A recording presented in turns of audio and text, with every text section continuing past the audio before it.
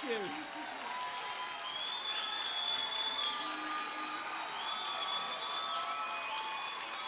Thank you very much.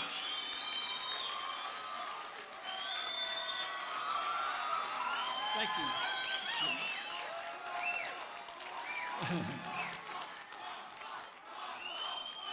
Thank you.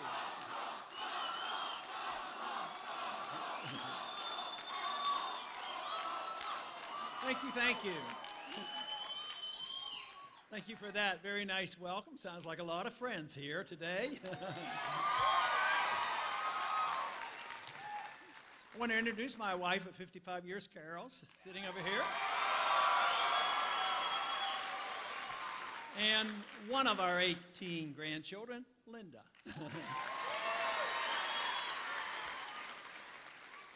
Appreciate very much you coming out. There wasn't much notice that I would be coming through, but I'm delighted to see so many and so much enthusiasm because there's some very important things going on in the world. All elections are important, and sometimes every election is the most important in history.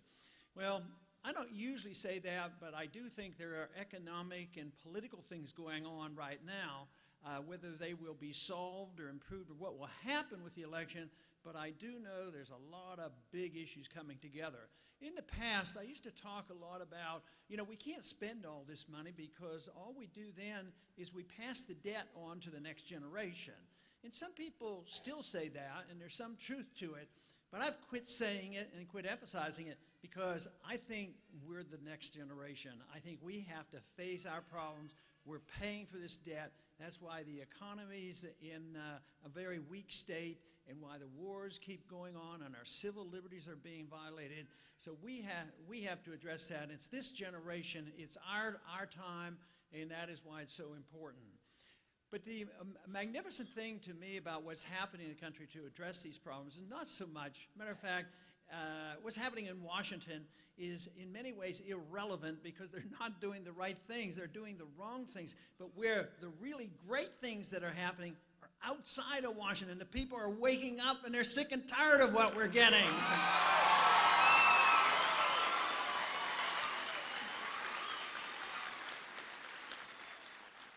But when the people wake up, Washington will eventually change. For the many, many decades, Washington has done, they have just essentially reflected what the people wanted. The people, fully endorsed all the wars. They fully endorsed the Federal Reserve. They fully endorsed the entitlement system, believing it could go on forever and ever. But it's come to an end. The entitlement system is bankrupt. Matter of fact, what we have to challenge basically in the entitlement system is challenge the notion that an entitlement, as the word is used now, is not a right. People aren't entitled to somebody else's property. That's what...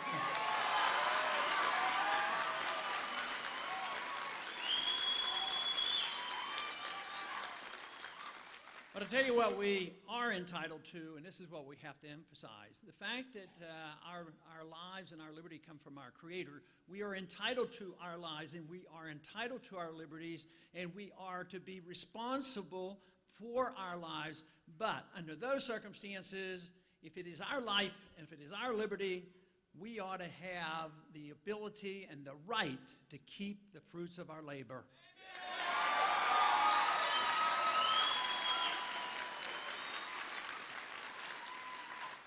So this is what's happened over the many years, our really shift in attitude about defending the republic and shifting into a pure democracy. It's been over 100 years or so that this has been going on. And we've accepted these notions that we should have an income tax back in 1913. And it was guaranteed that if you have an income tax, they're going to collect a lot of taxes, and what will happen? Government will grow. And that's why the founders didn't give us an income tax. So when the republic comes back, we won't have an income tax any longer.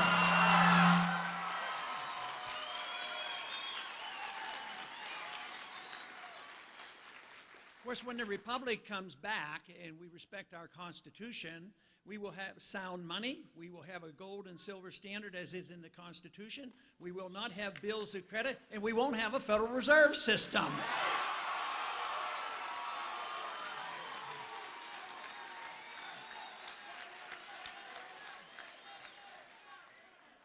The basic flaw in the income tax and in many ways with the Federal Reserve, the assumption is made that the government owns us and they own all the fruits of our labor, and we're allowed to keep that portion that they permit us to keep under certain circumstances.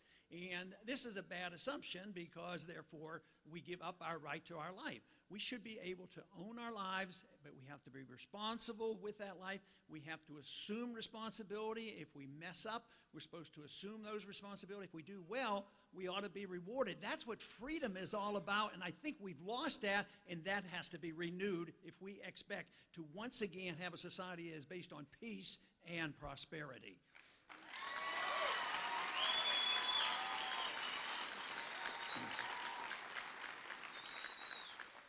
But it's just the lack of respect for the rule of law and the lack of respect for the Constitution that has really gotten us into this mess. And we were warned. It isn't like this is a new idea. We were warned by those who wrote the Constitution. They said, be very careful, because if we are not a moral people and we choose to disobey the law, no matter how well the Constitution might be written, it won't work. And I think the Constitution had some flaws, obviously. So therefore, the Constitution was deeply flawed, and we failed to follow it. And that is why we're into this condition right today. For instance, we mentioned the tax issue. That was not part of the original Constitution. Then we had the banking problems that we've gotten because we have a Federal Reserve System. But just think about how we go to war. How much power have we given to the president? I want to be president. But I don't want to be president to run your life. I don't think I can.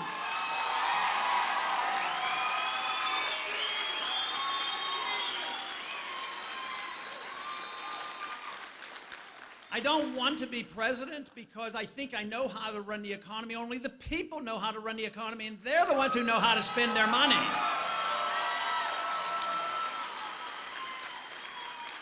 And also, a president who's a truly constitutional president would never embark on a war without explicit permission from the Congress and the people with the declaration of war. If we have an enemy, we declare the war, fight it, and get it over with, and come home.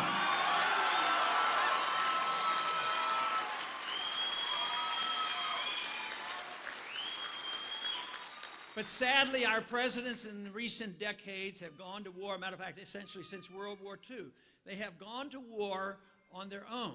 They do not get explicit declarations of war. But worse than that, lately, they don't even mention it. They don't even debate it. They don't even go to the Congress. They go to places like United Nations and NATO and get the authority. So they have undermined our national security. We are not a stronger nation. We do not have stronger national security, strong national defense by belonging to these organizations that dictate to us what we do in international affairs. That should be the business of the American people and the American government, not the United Nations.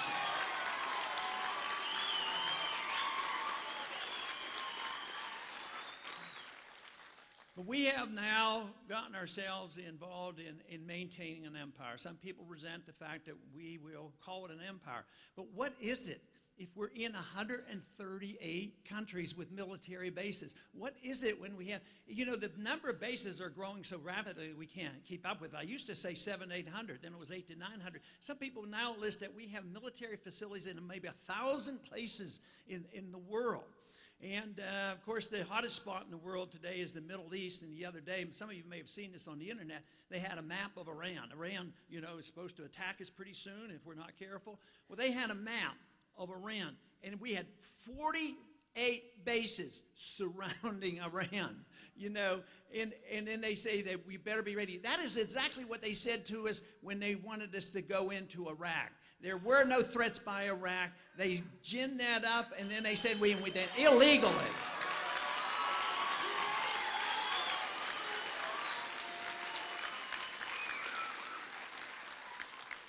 Since we've been fighting over there these past 11 years, over 8,000 Americans have died. We have spent trillions of dollars. Our national debt is up now $4 trillion because of the foreign expenditures in that region. And it's not ending. The proposals, and every once in a while you say, well, we're going to cut back on such and such from the military-industrial budget. But they aren't cuts. They're just cuts on these wild proposed automatically increases over the next decades. So right now, there's nobody in Washington, no other candidates that's advocating real cuts to the budget. And across the board, I say that we should cut $1 trillion out of the budget in 1 year is what we need.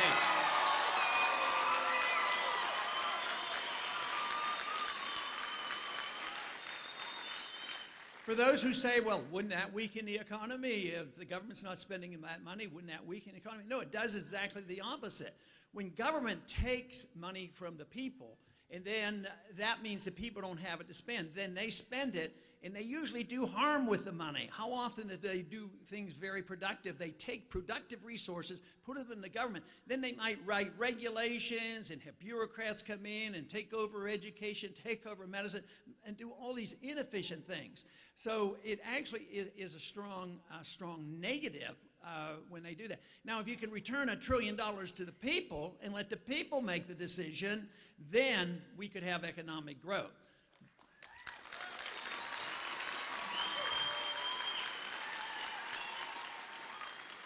When you don't have economic growth, or you try to repair the problems that have come about because of the Federal Reserve and the tax system and the regulatory system, when they take it over, they actually make things that much worse. But what else happens? When there's easy credit system and this system of money that's designed in secret by the Federal Reserve, guess who benefits from the bubbles? There's the rich people on Wall Street and the people who run the mortgages, Fannie Mae and Freddie Mac, and the military-industrial complex, the politicians. They all benefit by this creation of new money. And then when the crisis comes, they say, oh, there's a depression coming. A depression is coming. So we have to bail out the people who are suffering. But what did they do? The Federal Reserve bailed out Goldman Sachs and the other banks and the military-industrial complex. And then the whole pretense of why we have the entitlement system, give everybody a house, give everybody a free education and free medical care. Guess what happened to the middle class? The debt was dumped on the middle class. The debt was bought by the Federal Reserve, put into the Federal Reserve and into our Treasury. So the debt is on our heads now. And this time, what happens to those that were supposedly this system's supposed to help? You know, give those free things to help people who might fall through the crack. They're the ones who lost their jobs. They're the ones who lost their houses. The middle class is shrinking. The middle class is poorer. The characteristic of a free and prosperous society, which we had the freest and most prosperous society at one time. And at that time, we had the largest middle class and the wealthiest middle class ever. And that is not true. Even the wealth that you can see around the country today is based on debt. We're in much worse shape than we were in the Depression because there wasn't anything of the problems that we have internationally. We didn't owe foreigners $3 trillion. I mean, we're in hock close to $1 trillion just to the Chinese. So our conditions are much worse, and they're depending on one thing: print more money. Bernanke's over in Europe telling them all the time, if you can't handle your crisis, we stand ready. We stand ready to come to the rescue the banks that bought up all this Greek debt. And because our banks are intertwined with their banks, he says we have to prop them up and we have to bail them out at your expense. And that is what's wrong with it. It's wrong because it's a badly flawed financial system, a monetary system, and it's a badly flawed economic system that we have where the government does nothing more than pass laws to try transferring wealth back and forth. We have to once again understand how free markets work, how sound money works, how limited taxations work, and limited amount of regulation. This is where the prosperity comes from. Will it be perfectly equal? No, it won't be. They're working on equality of poverty. That, I say, we should have no part of. We want our freedom back.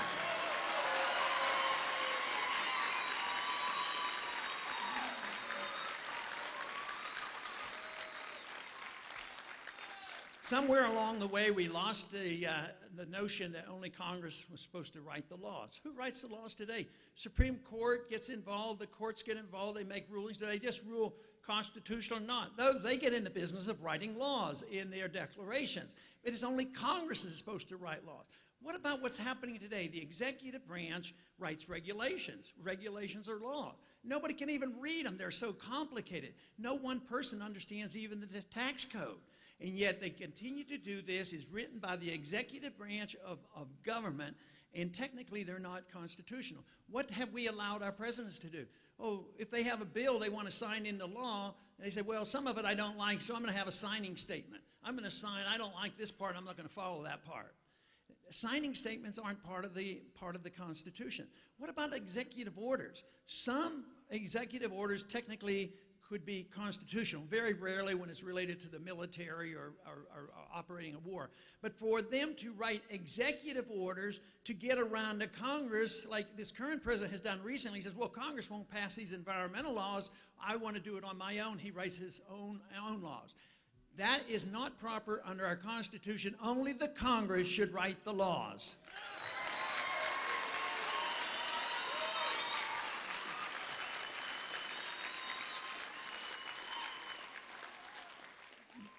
This whole system that we have is detrimental not only because it bankrupts our country and our economy gets poorer, but it also undermines the very essence of what we're supposed to be all about.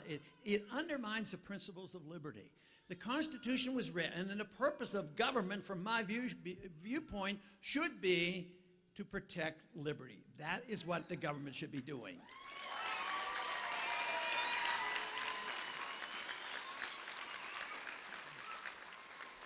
But that is the one area that they're not dealing with. Just think about privacy. Do we really have privacy in this country anymore? Do we have Fourth Amendment rights? No. I was pretty annoyed, when they passed the Patriot Act, and I voted against it because it was very bad.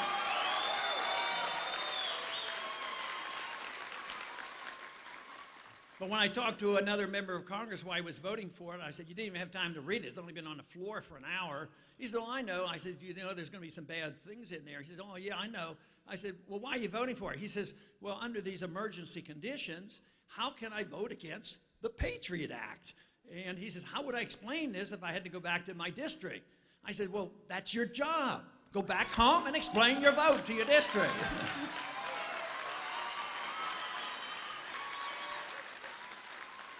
Now, if they would have given that bill a proper name, like repeal the Fourth Amendment Act, guess what? It probably wouldn't have passed. But you can be pretty assured that if you look at the title of a bill coming out of Congress, the name is going to do the opposite of what it's really going to do. They make it sound good. But that bill had been around for a long time, the Patriot Act. It had been floating around for years. But once again, there was this opportunity, to pass it, and they saw the crisis and the justifiable concern after 9/11. So they got a bill passed which has undermined our liberty. Now, the government undermines our privacy, and the government gets more secret. We need to turn that around. We need more openness of government and more privacy of the people.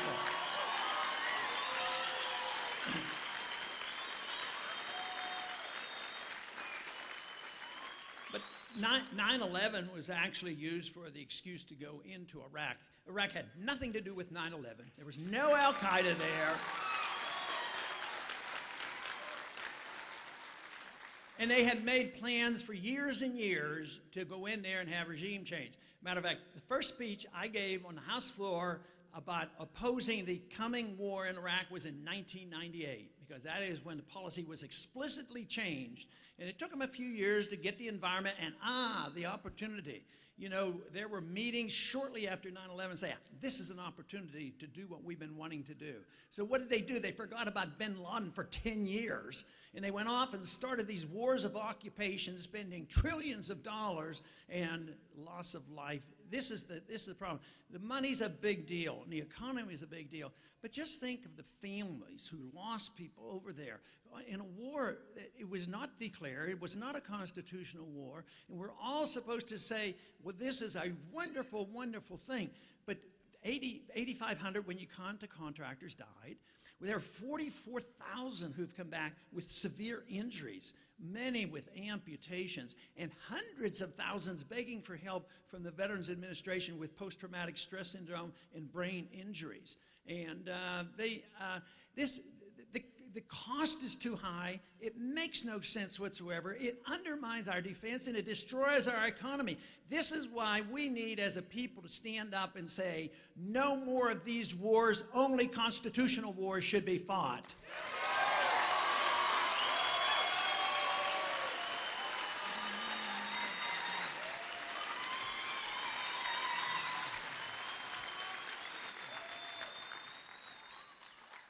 But under these atmosphere, whether it's the Patriot Act or whether going to war, other things continue to happen because it's this attitude that we're in a crisis and there's an expectation that, well, under a crisis, don't we have to give up some of our liberties? Absolutely not.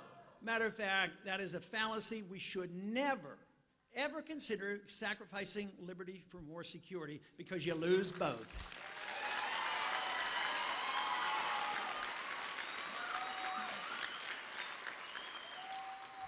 But not only do we have the Patriot Act, we've had a few other things going on. A year ago, the president announced that under certain circumstances, he, the president, had the authority to assassinate American citizens. And to prove his point, he did it. He did it on 3 occasions. One of them was a 16-year-old boy barbecuing in his backyard. But this attitude that we can live with outside the law is very, very dangerous. Now, the Congress has participated in this, and the President signed into law on January 1st the National Defense Authorization Act. And of course, most people have heard, not from the media on the news at night to find out what was actually buried in there, but most people do know now that in that bill, the Congress gave the President the authority to suspend or cancel out posse comitatus, which means the military is not supposed to be involved in civil law. Now the military can arrest an American citizen if he's a suspect, if he's just associated with another group of people, maybe going to the internet, maybe getting an email, maybe attending an anti-war meeting. Who knows what association, associated forces mean. But they can be arrested by the military, held in secret, no attorneys permitted, and this is written in the law, no attorneys permitted to have them and be kept indefinitely. This is not being done wholesale.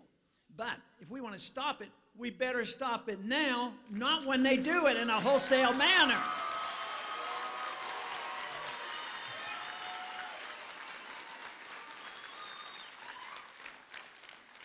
There's another area that our personal privacy and personal affairs have been invaded unconstitutionally, and it has to do with the federal war on drugs. Now, the drug issue is a very important issue. As a physician and as a congressman, I've thought this through, and I have come to the conclusion drugs are very, very bad. We should do whatever we can, except that the federal war on drugs has caused a lot more harm than the drugs themselves have.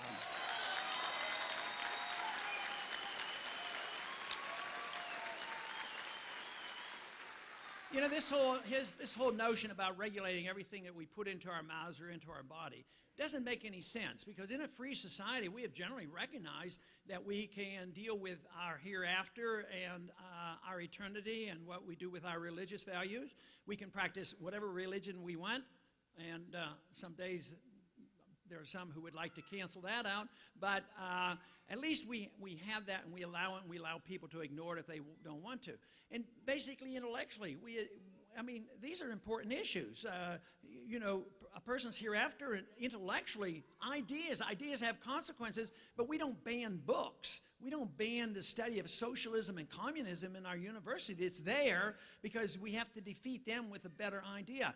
But for some reason, we as a people now, for at least 40 years, when the war on drugs has gotten out of control, they assume that the government can regulate everything that we put into our mouth, every single thing, and there's always some ulterior motives behind that. But the worst part is the people who come and say they might have drugs, and they have these SWAT teams, they march in, wrong buildings, wrong houses, wrong apartments, and kill people by mistake. So it would be settled by not having a federal war on drug. It would be settled by the Constitution.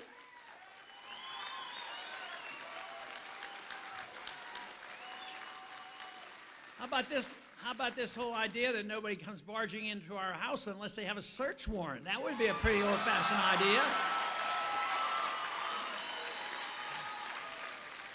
But then people get nervous and they say, well, how are we going to have safety at our airport? Don't the TSA provide a lot of safety for us at the airport? I mean, we have to take x-rays of individuals, and we have to undress elderly people and little children and poke and prod, and nobody has shown where it has made anybody safer. And so we have to recommit ourselves to believing what a free country is all about. The one thing I've concluded is that if I had a choice to live in a free society and I would have less wealth, I would opt for living in a free society with less wealth.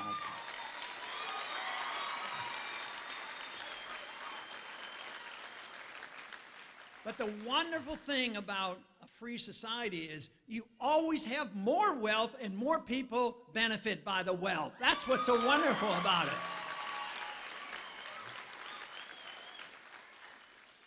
I'm always amazed looking back on why all of us who have tried to promote these ideas haven't done a better job, because, if freedom, recognizes the individual's personal rights and their personal habits, and it recognizes the free market, creates more prosperity, and all these wonderful things, and actually following the law, you have less wars. How can we lose this argument?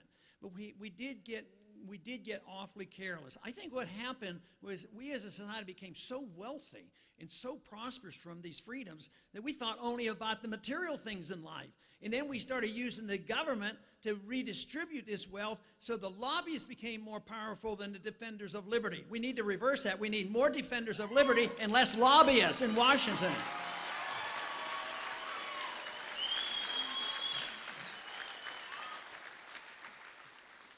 But we certainly have an opportunity right now. As bad as things are, I'm actually very encouraged about what's happening in the country. I've been talking about these issues for a long time. I first went to Congress in the 70s, went back to my medical practice because I didn't want to spend my life being in Washington all the time. So I went back and practiced medicine for about 12 years. But things have changed dramatically.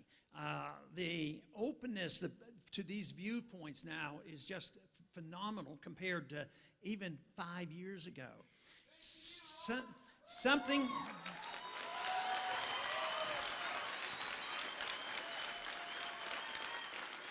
Well, I thank you for that offer of compliment, but a little bit I had to do with it. But the people that really is important are ideas. Ideas have consequences, and these ideas have been around.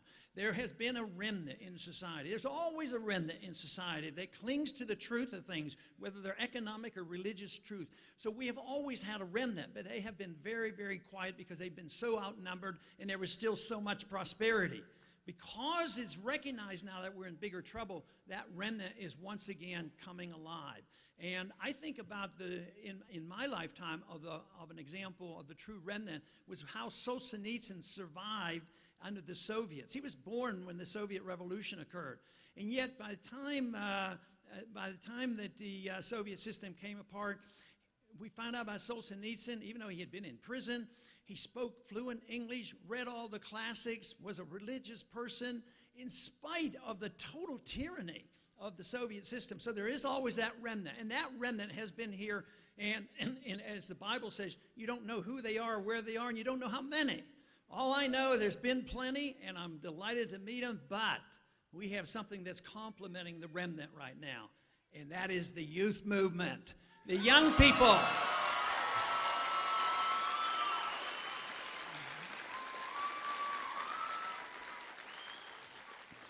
I'm always pleased when I'm out campaigning and shaking hands and people will come up and get signatures, and sometimes they'll have one of my brochures or something, but other times somebody will come up and say, would you sign Human Action by Mises, you know, economic textbooks. I tell you, this is exciting. Young people come to my office, even teenagers, ones that can't even vote. They've already started studying about the Federal Reserve System and the principles of money and the Constitution. This is fantastic.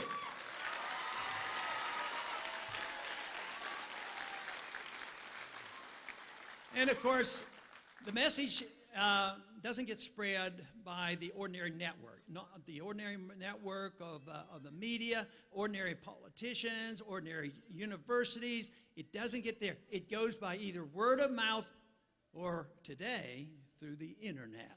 Now, but what is the government trying to do with the internet? They're trying to take over the internet, which we have to stop them from doing. But this is the internet, the Stop Online Piracy Act, that was stopped. It was taken off the floor in the House and the Senate because of what you did, because you let people know, and people who had signed up because, oh, it looks like a popular thing to do, I'll put my name on this. And the people rose up and the Congress backed down. But that doesn't mean they won't keep trying. But it tells you that if the people speak out, if attitudes change, if you get sick and tired of the wars and sick and tired of the Fed and sick and tired of the debt, and you speak out and send only people there that you can trust that will obey their oath of office, we can change things around. And that's where we are winning.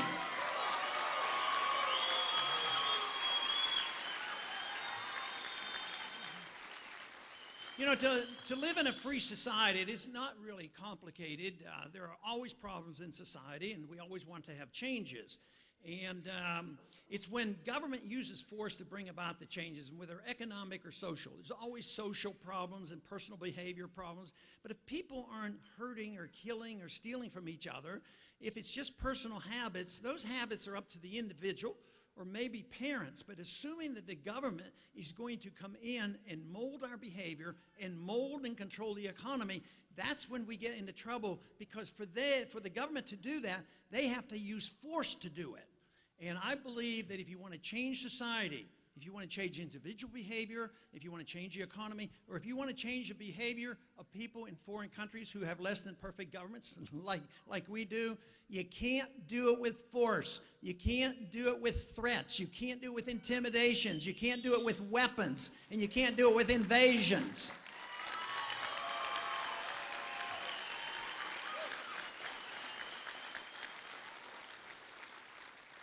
There are some who believe, and this notion's been around a long time, that America is an exceptional nation, and because we are so exceptional, so good, we have this obligation to force ourselves on other people. Well, I believe in half of that. I think we've had exceptional values and still have a lot. But the best way to spread that message, whether it's to your children or to your neighbors or through your church, it should be voluntary.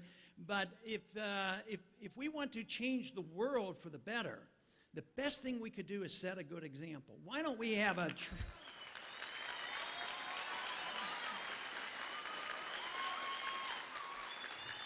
If we had a truly free and prosperous society, maybe somebody would want to emulate us, you know, and want to be like us. But it doesn't work the other way. And so unfortunately, though, we have been making the use of force too often, and I think it has backfired on us. It hurts ourselves, and we still have a long way to go, you know, improving ourselves here at home. And that should be our goal, just as it is in our personal life. I think freedom means that you have an obligation to pursue your own life.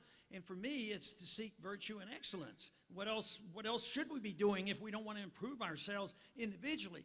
But if we turn that responsibility of seeking virtue and excellence or economic fairness, if we turn that over to the government, the only thing the government can do is take away our liberties in there. They have to use force to do that.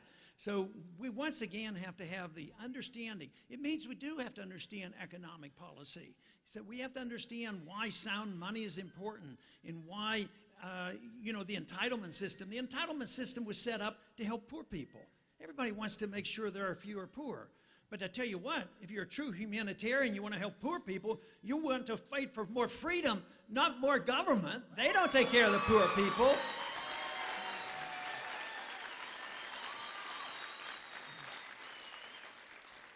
But the entitlement system is set up to help the poor, but who gets the entitlements? Usually the special interest in the wealthy, and they throw crumbs to the poor if they even get the crumbs after the thing comes down on their heads. So it is an intellectual fight. It's political. I'm involved in both. But I do believe changing people's minds and hearts are very, very important. But then the politics will change as well. And that is why all of us are involved. If you agree with what I'm saying, and you've heard this maybe the first time or second or third and say, that's right, then you're going to be one of the few, because most people don't care that much. Most people, even the ones that vote, sometimes they decide to vote the day before, what I'm going to do, who's going to vote for, and that's the way it's going to be. But if you come to the conclusion that some of these principles are right, and you feel a burden about doing it, you have more obligation than the people who don't care, who don't understand it and never will. So that means, well, what can you do about it? A lot of people come to me, what should I do? You know, I agree, you've convinced me. So what do I do? Give me my marching orders. I say, do what you want to do. Do what you have to do. You know, you might want to be a teacher. You might want to be a reporter. You might want to be a writer. You might run for office and help people. There's all kinds of things that you do. But the most important thing is be informed. If a person is informed and truly believes in liberty and can defend those causes, there will always be a job. There will always be something to do. And you might know when or where it's coming, but the most important thing is just be prepared to be able to defend these principles. Too often, how often do we get accused, oh, we don't care. We don't care about the poor people. You know, I've had it done to me on national television. Oh, you don't care, you just believe in freedom. Oh, you mean you believe in free markets? No regulations, let the big guys run roughshod out of us? No, I want a free society where the rough guys are held down, because the ones who deserve bankruptcy should go bankrupt.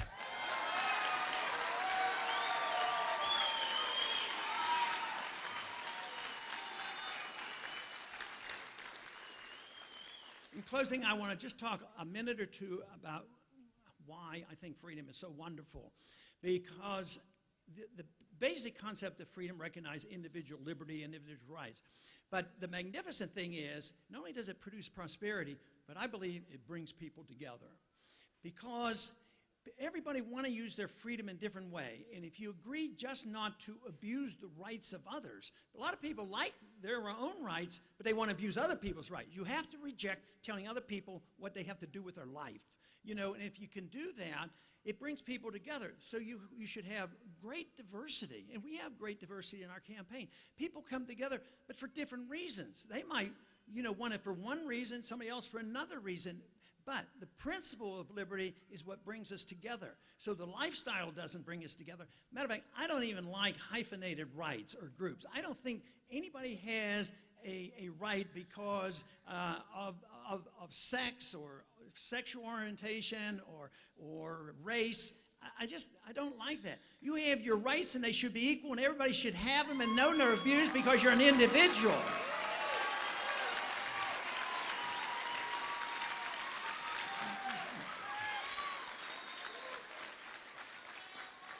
So there is a revolution going on, and it's participating in this campaign. Exactly what will happen today, next week, next month, next year, or November, I don't know, but I do know there's a lot of big things going on, and I know it's very fluid. It can change any day, any minute. The financial system is just very, very shaky. The world political system is very shaky. I mean, to me, it's almost like an obsession. When are we going to send the troops to Syria? When are we going to take over Syria? And when are we going to start bombing Iran? I mean, so this can cause a great deal of trouble. So we're sitting on a time bomb, but we also have a solution sitting out there where the numbers of people who are understanding and growing and willing to be involved are growing by leaps and bounds. And we have to confront them. If the only way you can confront those individuals in charge who have the bad ideas is to present our cause with a much better idea, and that is the ideas of liberty which made America great. Thank you very much.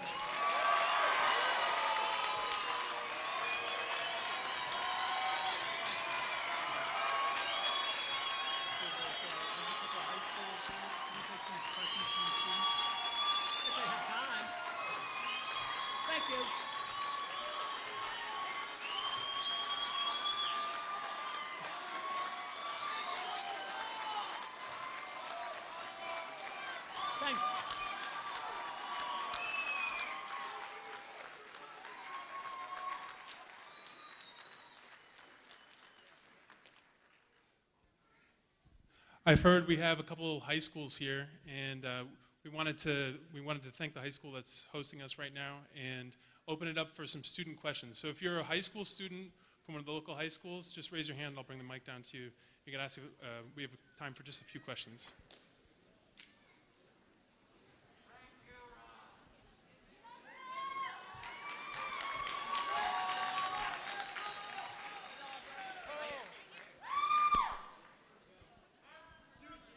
All right. Okay. So, I think all of us agree about what you're saying, but do you have any information that you can give us about how you're going to get it done? A good question. He sort of agrees with what I'm saying, but how am I going to get it done? I can't get it done without you. It's the people that bring about the changes. But how do you, I think in a more practical question is, how do you get it done? You're elected president.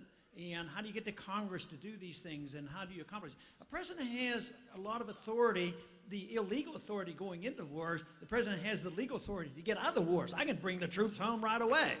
So, and all the executive orders, matter of fact, we went off the gold standard with an executive order. But that's more complicated. But just getting people behind the right ideas of maybe having competition in currencies to legalize gold and silver once again. But what we need to do, though, is that the Congress will be better. If there's a consensus to elect a freedom-loving president, that means the consensus will be reflected in the Congress. And I'll let you in on a secret. There's a lot of people in Washington that aren't all that principled. They're just here listening here to their ear. So if the pressure's on them, just like the pressure was on them to change their vote on Stop Online Piracy Act, they changed. So that is what has to happen. But that means people like you have to do it, and an individual like myself get elected. And then it won't be easy. There's no doubt about it. But the whole problem is if we let this thing go and it collapses, somebody's going to come along on a white horse and say, the problem is we don't have enough government. That's what we have to stop. Let's see if we can get another one. What kind of time frame are you looking at for bringing our troops back home from around the world? What's the timetable for bringing the troops home? What's the timetable for bringing the troops home? To make my point, I usually answer by saying, as soon as I get the ships there, just bring them home.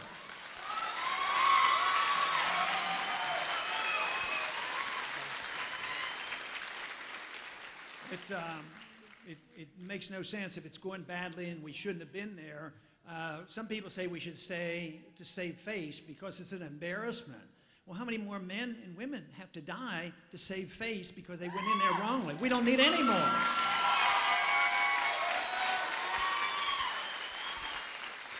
Here we have another one up here. All right, my generation's future is being spent away, and I want to know what you're going to do to stop this from happening and fix it so we don't have to pay for the mistakes our parents have made.